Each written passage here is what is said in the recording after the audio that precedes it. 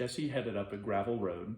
It was an old mining road, and he felt pretty sure no one would be out this way. If he could find some shelter, it'd be a good place to hole up until dark, until they could get some gas, and maybe by then he'd have figured out a way to escape this group of freaks. Isabel rolled down her window, leaned out, looking skyward. Them birds are still following us.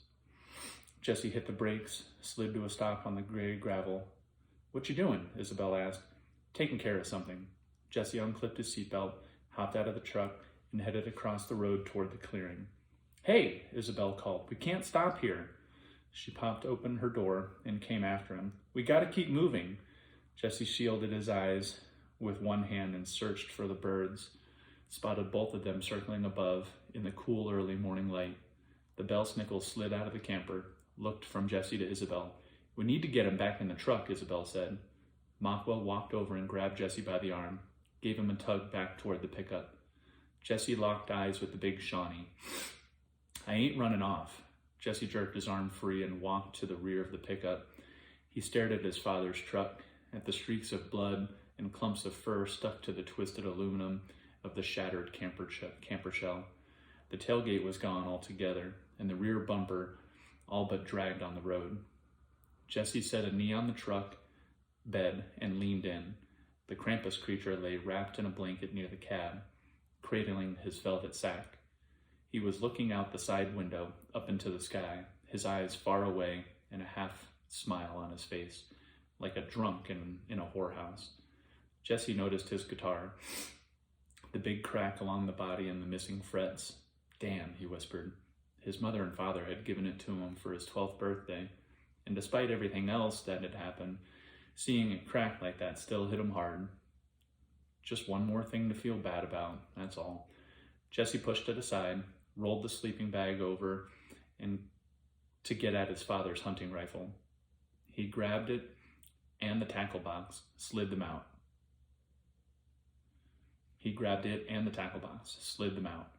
Vernon caught the barrel, keeping it pointed at the dirt. "What the hell are you doing? Let go." "I'm about to." "Then we'll just sit here until them wolves come, until that Santa fella tracks us down." "Let him have it." They both turned and found Krampus leaning against the side of the camper, staring up at the circling birds. Jesse noticed that the Krampus creature looked a touch better, closer now to a fresh cadaver, one that had only been in the ground, say, a week or so, opposed to a couple of months. "Krampus, no," Vernon said. "That's a rifle, a gun. Do you know what—" "I know what a rifle is," Krampus said, in a voice deep and full of gravel. "Well, then why the hell would you let him have one? He'll just shoot us all." Krampus continued to stare up at the ravens, an odd, sad look in his eyes. "It must be done." "What?" "No, that's a very bad idea. You can't trust a man like—" "Give him the gun. That is a command." Vernon made a face as though he'd sat on a tack, but relinquished hold of the rifle. Jesse propped the rifle on his knee, flipped open the tackle box, and dug about until he found a carton of rounds. He pressed 15 rounds into the magazine, cocked the lever, setting a bullet in the chamber, then crossed the road into the clearing. He spotted the ravens. Guessed they were about 200 feet overhead. Knew it would be an easy shot with them being so large, at least with this rifle. You handle a gun long enough and it becomes an extension of yourself. And Jesse had spent half his life with the old Henry 22. He'd once shot a bumblebee right out of the air with it. He seated the rifle against his shoulder, sighted one of the ravens, led the aim to compensate for distance, and fired. The gun kicked like a pat from an old friend, and a blast of feathers flittered away. It was a clean kill, and the raven dropped from the sky. The remaining raven let out a piercing cry and began to flap furiously away, but Jesse already had a bead on it. He pulled the trigger twice in quick succession. The first shot missed, but the second one caught the bird in the wing, sending it spiraling earthward in a rain of feathers. Jesse cocked another round into the chamber, turned and leveled the gun at Krampus. "Get away from my truck, all of you." The Belsnickles froze. All their eyes locked on Jesse, but Krampus didn't give him so much as a glance, only watched the big birds plummet earthward. One raven landed in the clearing, the other about 50 yards up the road. "Makwa, bring me the birds." Makwa kept staring at Jesse, clenching and unclenching his powerful hands. Jesse could see the big Shawnee intended to tear him apart. "Makwa?" The Shawnee stiffened. "It is a command." Makwa gave Jesse one last look, one that promised a terrible death, then sprinted away up the road. Jesse jabbed the gun at Krampus. "Get your stupid sack out of my truck." I'm not going to say it twice. The 4 remaining Belsnickles began to spread out, to encircle Jesse. Jesse raised the gun to his shoulder. "One more step and I'll blow his head off." "Go on, goddammit, I dare you." "Leave him be," Krampus said calmly, his tone almost bored, even distracted, still looking at the birds. "Back away. That is a command." The Belsnickel stopped, took a step back, and just stood there, exchanging confused looks. "Now get out of my truck," Jesse repeated. "I thought you said you weren't going to say it twice." "Well, I sure as heck ain't going to say it 3 times, Jesse growled. "That's for certain." Krampus turned his face to Jesse and smiled. "We need your help.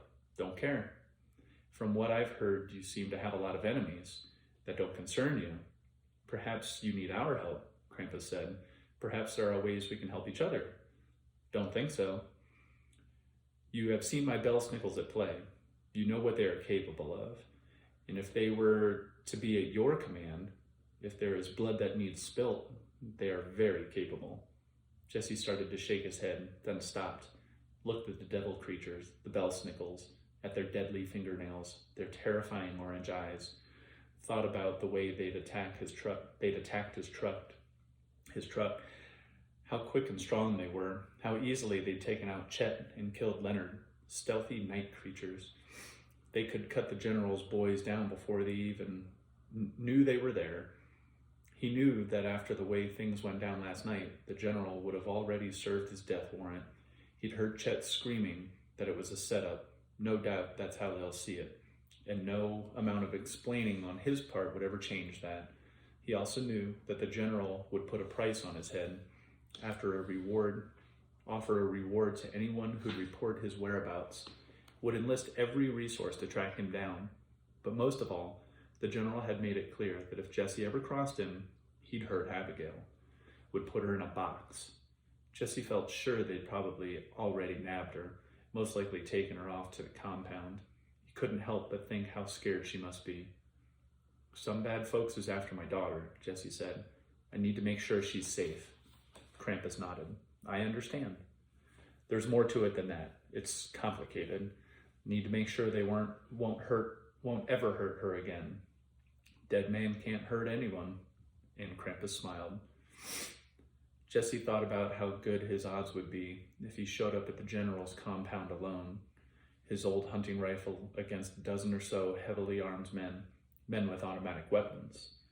Pushing the wicked is something I'm very good at.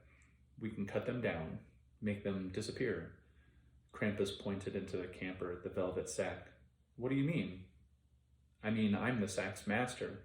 I can command it to open to any place I wish, of this world or of others. We can send your friends to the bottom of the ocean, into the realm of the dead, if you so prefer." Krampus's smile turned sinister. Jesse tried to get his mind around this. He'd not considered what would happen if you put something back into the sack, of where it might end up. He found the thought disturbing, but if it were true, if any of what this creature promised were true, it would surely simplify things, might even keep him out of prison. Only how did one go about trusting a devil? He gave Krampus a hard look. "How can you trust me?" "How can you trust me?" Jesse was startled by how easily Krampus read him. "You have already saved my life once. Why would I not help you?" Jesse realized it all came down to risk. The odds of him successfully saving his daughter on his own against the odds that this creature, this devil, would truly come through for him. Maybe this is an opportunity. Maybe it's at least worth a shot. Makwa returned, holding both birds by the neck. He gave Jesse a dark look. One of the ravens still lived in Krampus's. One of the ravens still lived, and Krampus reached for it.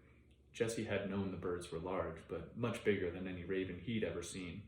But seeing it up close, he was amazed. They were at least as large as a vulture or eagle. The bird struggled in Krampus's grasp, cawed, and tried to bite and peck him. "Huggin," Krampus cooed softly to the bird. "Huggin, be brave." Krampus leaned his head and whispered softly, soothingly into its ear.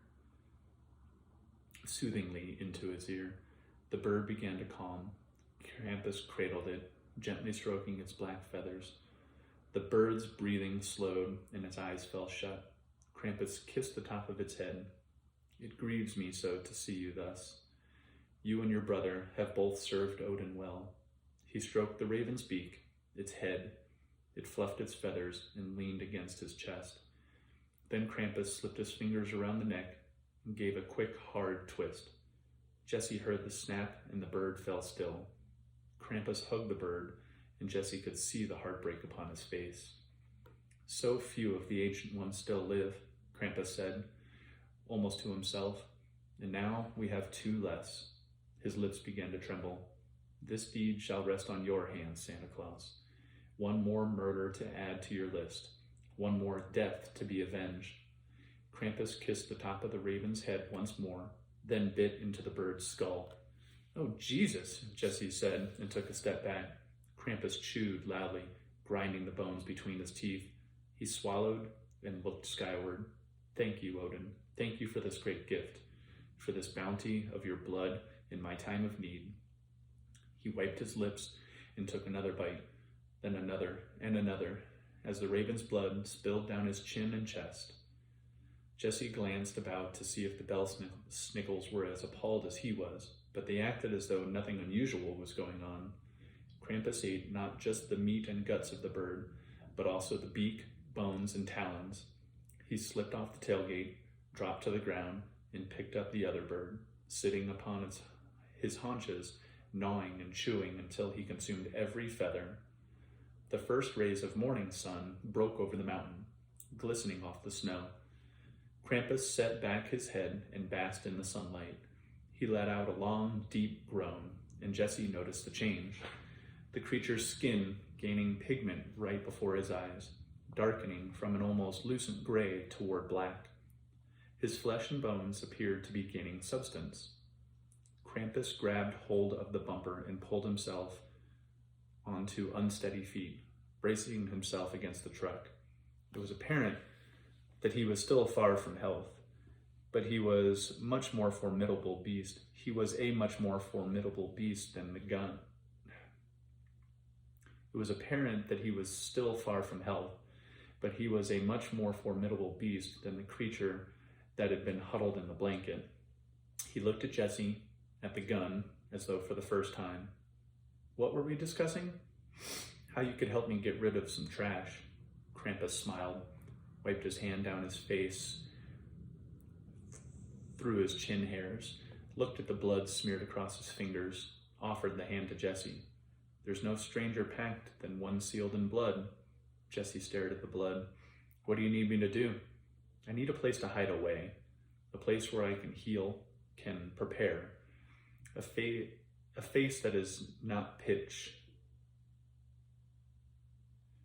I need a place to hide away, a place where I can heal, can prepare, a face that is not pitch, eyes that do not glow to fetch us a new needed items." My gosh. "A face that is not pitch, eyes that do not glow to fetch us a few needed items. That's all. And for that, you'll help me get my daughter? We'll kill them men that took her?" Krampus's eyes gleamed.